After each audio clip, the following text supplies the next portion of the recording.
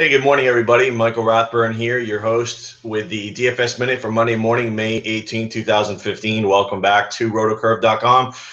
Feels like I've been gone for a week. Got to tell you, Friday night in DFS baseball was probably one of the ugliest performances I have ever seen, and it seems like every single recommendation that I gave out, except for Clayton Kershaw, went wrong. And I can't even take credit for Kershaw because the whole entire world was on him anyway. So brutal night on Friday. About 8:30, I pretty much just turned off the computer, turned off the phone, and that was it. I knew I was in for a long one. And it's one of those things where 6-7 weeks into the season now, I think I've had about two of these nights where it's just been completely brutal, lost 100% of my contest. And it happens. You just hope it doesn't happen very often. And it hasn't, fortunately, it has not happened very often. But every now and then, once a month, twice a month, whatever it is, you're going to get crushed. You're going to lose everything. Nothing's going to happen.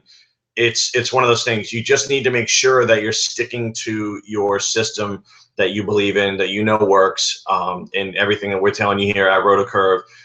Just continue to stay with it and ride it out, because these are things that have been tested over the long haul, over the seasons, over the past few years in daily fantasy baseball. So just stay with it. Don't get too discouraged. And that's why you also don't want to play a huge percentage of your bankroll in any one given night, because of night you're going to have ups and downs. And there are going to be some nights every now and then when you lose 100% of your contest. You put up a 40 burger like what I did on DraftKings on Friday night, and I think I put up about a 10 on FanDuel. So brutal all the way around. Take too many risks, or just continuing to ride players that are not going to be able to hit home runs every single day. I felt that way about a few guys, and just knowing that guys like Adrian Gonzalez aren't going to be able to produce every single day, but they have positive matchups, they have positive price, and you continue to roll them out. So that was kind of how it went. Bartolo Colon was brutal on Friday night. It just looked horrible.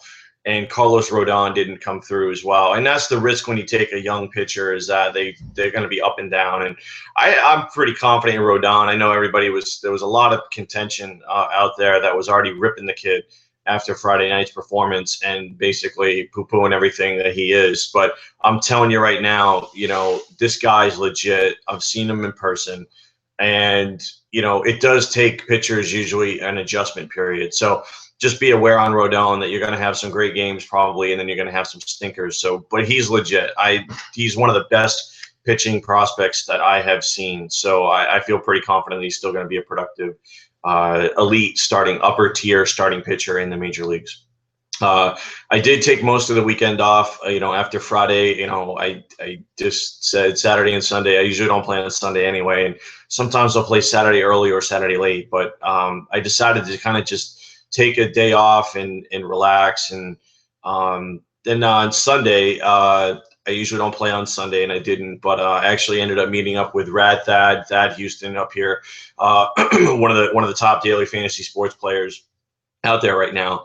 And it's always good to bounce stuff off of another, peer, another colleague, and get his advice and feedback on what we're doing here at RotoCurve, and then also kind of get his thoughts and his opinions on things as well. And there was a couple things that were interesting. Is I was pulling up the app on my phone. It's the Sports Insights app. And I definitely highly recommend that you go find it, go get it. Sports Insights. It's basically an odds app. And I like it because it takes a consensus of 3 or 4 different sports books, gives you that line. They update it throughout the day. You can just push down, swipe down, and you get that refresh. You can see where the line opened, where it's currently at, pitching, lefty, righty, that kind of thing. So it's an app that I use every single day, and I highly recommend it. So I just, it was about 12:45 yesterday, and it was before lineups lock, and I just looked at things very quickly. And there were a few things that I noticed. One was that the Chicago Cubs and the Pittsburgh Pirate game was 10. The run total was 10, and Arrieta and Burnett were pitching. So I immediately looked at that, and I said, what do we got, 20-mile-an-hour winds going out today? And he goes, yeah, somewhere 15 to 20. I said, man, everyone's going to get suckered in on that game. I said, you got 2 good pitchers, that can neutralize wind. And so many people are going to be jumping on that game. God, that's a great opportunity to take advantage of it and go the other way and not take any of those players. And we saw what happened. There were hardly any runs scored in that game. So it's one of those things where the overreaction to things, look, if it was Travis Wood and Charlie Morton, that's a different story. But it's Arrieta and Burnett, and that's two pretty good pitchers. One that's pretty much elite at this point in Arrieta, and one that's definitely above mid-tier in Burnett, who especially back in Pittsburgh. So, two guys that get a lot of strikeouts, and it just seemed to me like a complete overreaction. And I do see that there were a lot of people that loaded up on the game. So, lesson learned, don't do that blindly, especially with two pretty good pitchers on the mound. If the wind's blowing out and you got two good pitchers, my personal strategy is I stay away from the game. I don't go anywhere near it because it's overreaction. I take advantage of that overreaction. Two bad pitchers, that's a totally different story. So, that would be my take on that. And then the other one was Philadelphia, and I heard that Utley and Howard were not going to play yesterday. So, they were at home.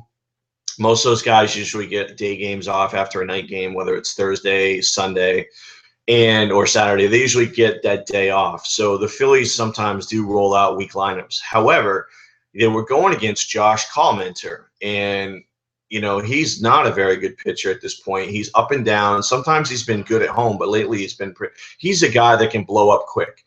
And one of the things that I'd said to Thad, I said, wow, there's probably a lot of people that are going to jump on Collmenter and overreact to the Utley Howard being out. And he said, yeah, I've actually stacked the Phillies today.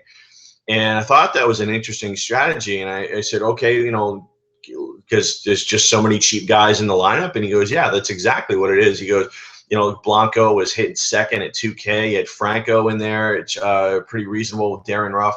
Sizemore hit third at 3K on DraftKings. It was just this ridiculously cheap lineup against a bad pitcher. And the Philadelphia's ballpark is a good hitter's ballpark, especially for left-handers. So it was a situation where Thad looked at it and said, I can stack a team and no one's going to own these guys.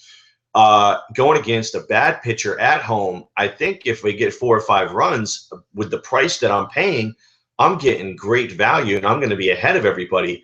And that's exactly what happened. Every single one of those players that he had was owned 1 or 2 or 3%. And it was a great strategy and a great way to think, because what he did was he took a cheap lineup, he stacked them, and then he had all this salary that he could use on Arrieta and Richards. So he banked like 50 points on his pitching. He used Goldschmidt and Posey, and then he just loaded up on the Phillies because no one owned them. And the Phillies ended up scoring, I believe, 6 runs yesterday, and he ended up putting up about a 130. Came in third in the DraftKings qualifier. But it was a great lesson that I learned. It's something that I never really would look at, and it's something that I'm probably gonna use in the tournament piece that we do. I'm working on something now for GPP's tournament play.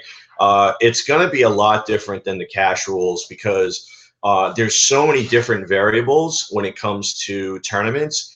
I don't want to make the document or the video something that's going to be just so enormous that it's really hard to understand. So I'm working on it. I want it to be as basic as possible. We may have to roll it out in a couple of different stages where we have like more beginner, intermediate, and then advanced. But I definitely am working on something for tournaments. So, just be patient on that. It's probably going to take me a little while, but I want to make sure that when we do it right. So that was a really good insight from Thad that I got over the weekend and Sunday, and it worked out well for him. So definitely something that I'm going to look into moving forward is if I'm playing in a qualifier, especially in a qualifier, I'm going to look for an opportunity where I can get some cheap bats from a team that's going against a very bad pitcher in a pretty good environment, and then load up on a couple of bats, load up on aces, and see how it works out. There was a post in the forum, couple posts I'm going to address. One of them is talking about running into a bad streak, hitting a wall, hitting a slump, and it happens. And sometimes it can happen for a couple weeks, and it's tough because you think all of a sudden, wait, I just don't have it anymore. I can't compete. Why bother? And it's a tough thing to deal with, especially, baseball is, there's swings and misses and there's ups and downs, there's highs and lows. And it's something that you just, like I said in the beginning, you've got to really stick to the strategies and the foundations that we've laid out. Now, you've obviously, people have, read other content, subscribe other places, and whatever works for you, still continue to do it. I wouldn't tell you to go against anything that's already working, but definitely take what we're giving you. And if you find that there's anything different that is working, definitely incorporate that into your strategy and your research on a daily basis. As far as slumps go, look, don't be afraid to take days off. Don't force action on small slate days like today. Don't be afraid to take the weekend off. Look, be a fan. You can sit back and act like you're playing, but not play, and track what's going on. What would you have done on that particular day? How would you have played it?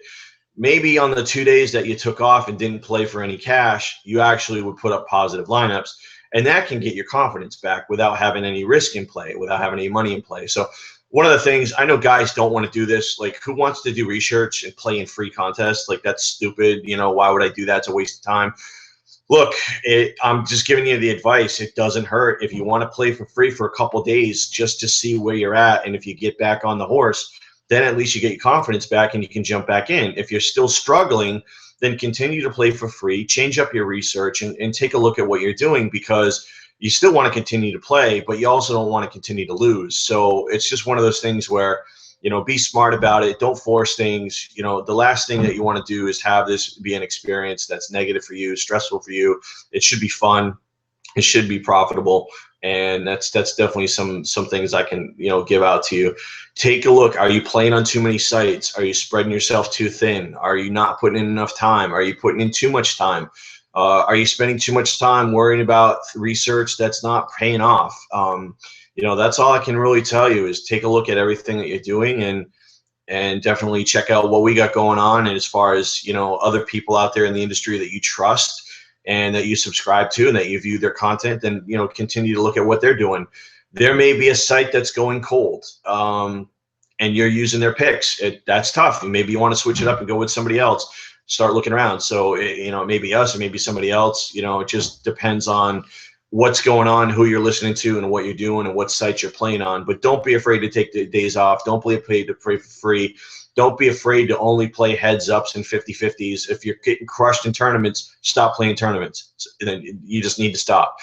If you are getting crushed in heads ups, maybe you're playing the wrong opponents. Maybe you need to play 50-50s. If you're not winning 50-50s, but you're winning heads ups, then just play heads ups. It's just, take a look at where you're going wrong and avoid, try to just take a break from those spots and those areas and those contests. If you're running cold on one site, but you're hot on another, then ride the hot streak on that one site and stop playing on the site that you're not winning money on. It happens to me all the time.